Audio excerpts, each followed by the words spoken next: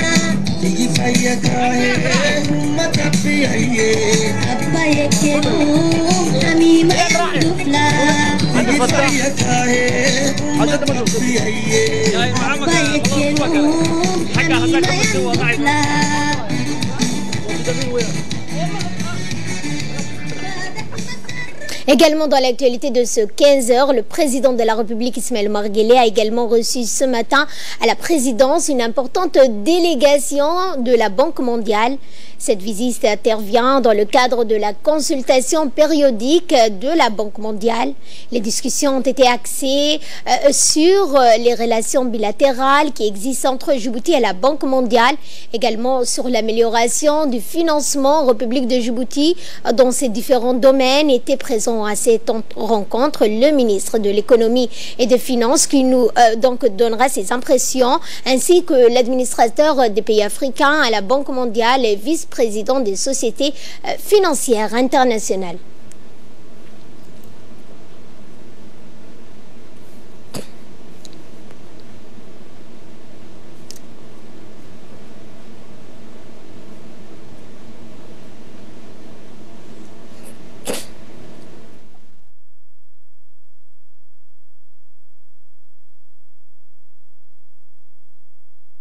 Justement, à cet effet, le représentant de la Banque mondiale et de la Société financière internationale.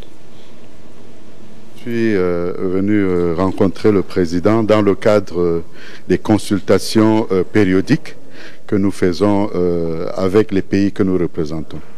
En fait, je représente 23 pays, Djibouti est un des pays parmi les 23 et mon rôle c'est d'avoir des consultations régulières avec les pays que je représente au Conseil de la Banque. Nous avons discuté avec le président un peu de la coopération entre Djibouti et le groupe de la Banque mondiale, les sujets, les points qui marchent très bien, aussi les défis. Et nous avons fait un tour d'horizon aussi pour avoir les orientations du président pour pouvoir continuer à améliorer cette coopération-là. Bon, je dirais que la coopération entre Djibouti et la Banque mondiale marche très bien. Nous avons doublé, plus que doublé les ressources que nous mettons à la disposition de Djibouti. Actuellement, nous avons au titre de l'IDA un montant de ressources de 84 millions de dollars, ce qui est à peu près représente 170% de ce qui existait avant. Notre portefeuille s'établit à près de 180 millions de dollars avec plus d'une dizaine de projets.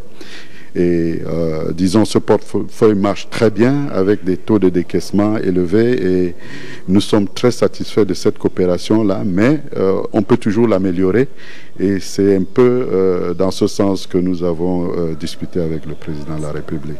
Et nous sommes ici pour prospecter à Djibouti des secteurs qui ont pu apporter du financement et aussi investir, mais nous finançons des projets qui sont dans le secteur privé. Alors on est en train de regarder, avoir des discussions avec le gouvernement, mais aussi avec les secteurs privés, des secteurs d'intervention, par exemple secteur de l'énergie, mais aussi secteur bancaire et secteur de financement de logement social, et ainsi de suite. Et je vous propose à présent de suivre le mot du ministre des Finances, Ilyas Moussa Daoualé, qui a également pris part à cette rencontre. Aujourd'hui, aux côtés du président, heureux d'accueillir l'administrateur de Djibouti à la Banque mondiale, l'administrateur des pays africains à la Banque mondiale, mais également le vice-président de la Société financière internationale, qui est également du groupe de la Banque mondiale. Et ce vice-président est un Djiboutien, Mohamed Ibrahim Goulet, pour parler ensemble avec leur délégation sur l'amélioration des financements en République de Djibouti, que ce soit des financements dans des secteurs prioritaires pour la République de Djibouti et pour le président, notamment pour tout ce qui concerne le logement social, mais qui concerne également la nutrition, qui concerne l'éducation et l'enseignement supérieur, ainsi que les infrastructures. Nous avons également parlé de la possibilité de trouver un soutien de la part de la Banque mondiale et de SFI dans le domaine de l'économie numérique ou digital economy. Et c'était l'occasion pour le président également d'orienter les futures actions de la Banque mondiale et de SFI en République de Djibouti sur les grandes priorités que nous avons, parce que il nous faut créer beaucoup d'emplois pour nos jeunes compatriotes. Il nous faut lutter contre la pauvreté, mais il nous faut également accompagner nos compatriotes qui se trouvent dans les régions de l'intérieur, qui vivent des conditions plus difficiles que dans la ville de Djibouti. Donc c'est tout ça que le président a également orienté la délégation pour que les futures actions de nos partenaires puissent être. Et dans la lutte contre la sécheresse, le ministère de l'Agriculture, de l'eau, de la pêche et de l'élevage, ainsi que des ressources halieutiques en collaboration avec la Banque de développement allemande, ont procédé aujourd'hui au lancement officiel du projet d'un montant allant de 4 millions d'euros, soit 800 millions de nos francs, et financé par la Banque d'Allemagne de développement et mis en œuvre par le ministère de l'Agriculture. Ce programme a pour objectif de promouvoir la sécurité alimentaire, la résilience à la sécheresse des communautés rurales afin d'améliorer les conditions des communautés des zones transfrontalières, ciblées ainsi par l'amélioration de la disponibilité de l'accès à l'eau et la création d'activités génératrices de revenus allant de la période 2019 à 2022. Le gouvernement djiboutien et l'IGAD. Il est cofinancé par l'Allemagne à l'intermédiaire de son banque de développement KfW et le ministère de l'Agriculture de la République de Djibouti et est réalisé par ce ministère avec le support technique des consultants GOPA. Le projet appuiera les efforts du gouvernement de Djibouti à relever les défis croissants de la sécheresse dans les zones rurales. Tous ceux qui voyagent dans le pays savent très bien ce que cela veut dire. Sous la coordination de l'IGAD, il s'inscrit dans la continuité des actions du programme de résilience à la sécheresse et de développement des moyens de subsistance durable dans les pays de la Corne de l'Afrique. Il a été conçu pour répondre aux défis de la résilience à la sécheresse et l'appui aux zones transfrontalières vulnérables du sud-ouest de Dikil. Les bénéficiaires seront les communautés pastorales et agro-pastorales dans les corridors transfrontaliers de cette région sur le côté djiboutien. Le développement des ressources d'eau, la gestion du bétail et des pâturages, des sources de revenus alternatives et des services de base de santé et d'éducation seront des éléments de ce projet. Ce projet va travailler en complémentarité avec des projets qui financent l'Union européenne. Le projet transfrontalier, où il n'y avait pas vraiment une composante à la frontière entre Djibouti et l'Éthiopie, était quelque chose qui vraiment me manquait. Alors ça c'est très bien.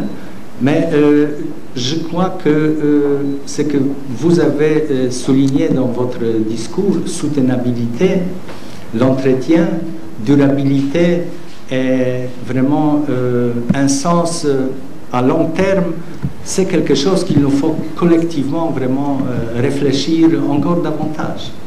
Parce que nous, les partenaires de développement, nous sommes là bien évidemment pour vous assister, pour vous accompagner, mais notre but est de vous accompagner pour que vous puissiez assurer la continuation des actions qu'on finance dans l'avenir.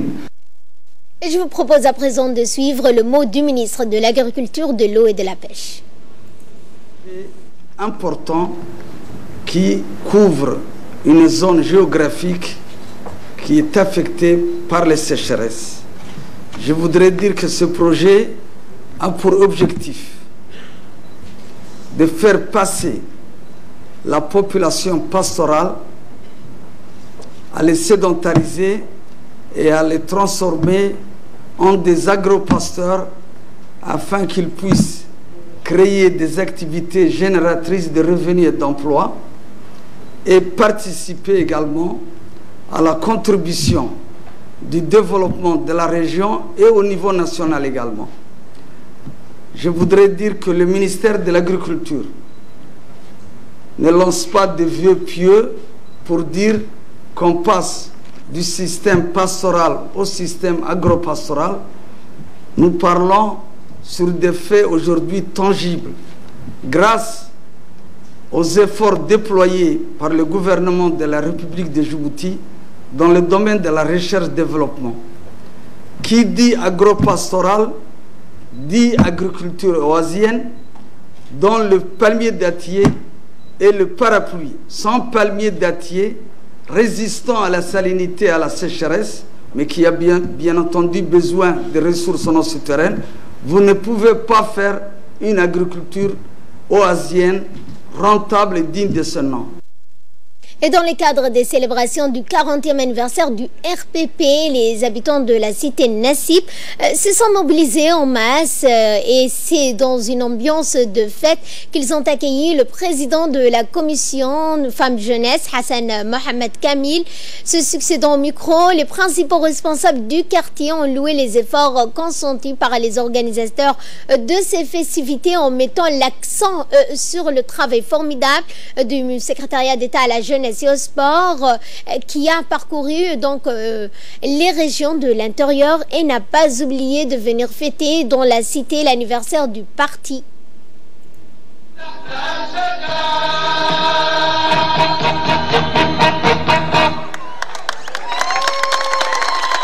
C'est terminé en beauté avec une remise de cadeaux improvisés par les habitants de la cité invités de marques qui ont honoré de leur présence la soirée.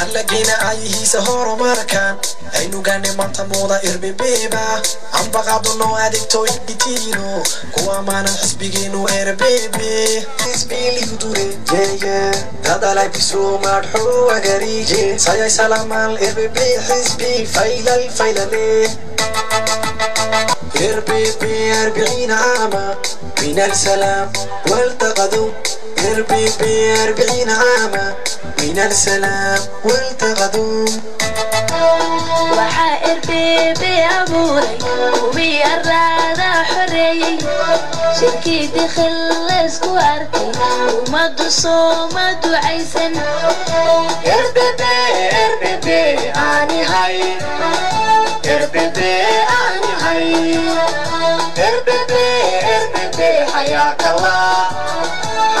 الله RBB كل سنة صلاة العتبكم تقرأ RBB كل سنة صلاة العتب عليك صوفيو وقعدت ترابيو هذا في قناتيو سيدا غسو معمولو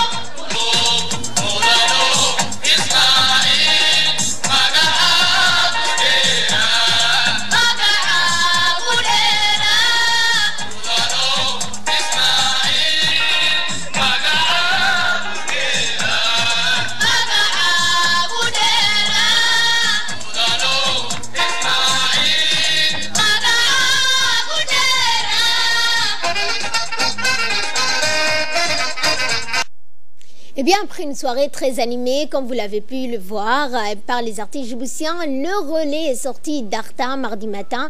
Le départ du relais fut donné au kiosque des randonneurs. Les responsables du RPP et de la région se sont succédés tour à tour, donc à tour de rôle, pour relayer le drapeau du parti.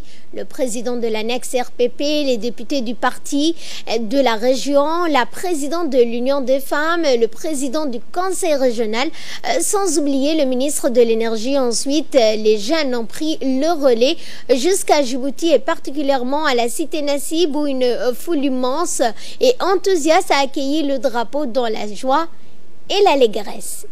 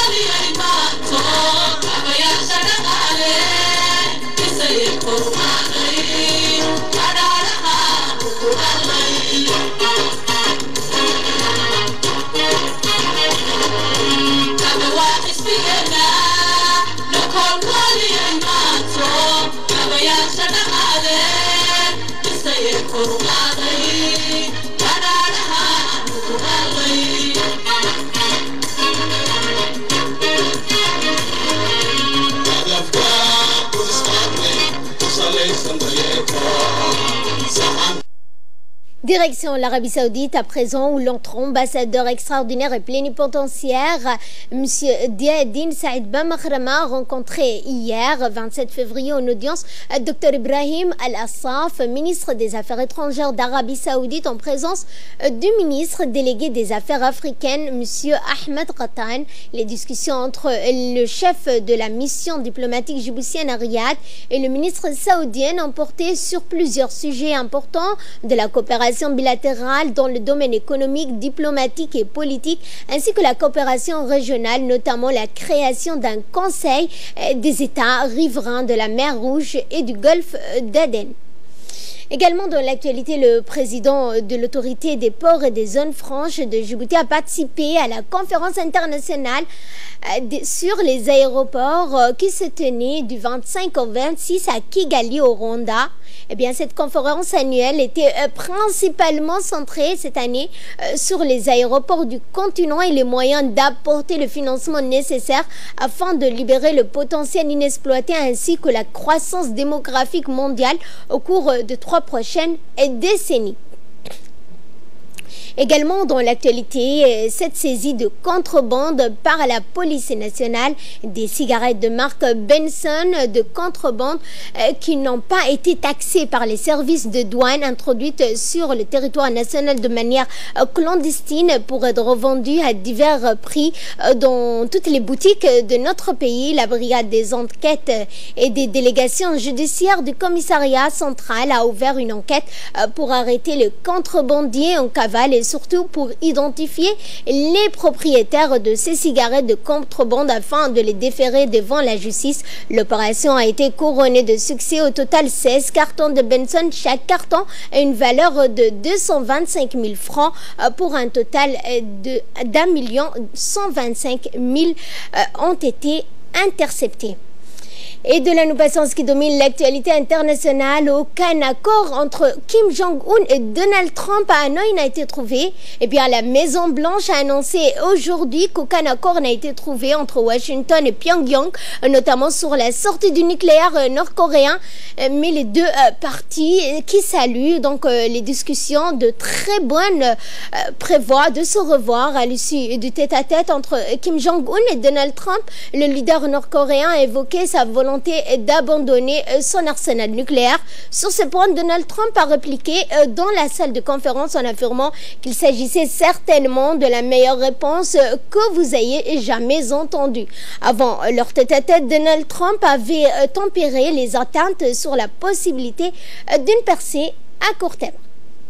Voilà, c'est sur ce point que ce journal touche à sa fin. Merci à vous de nous avoir suivis. Excellent après-midi à toutes et à tous.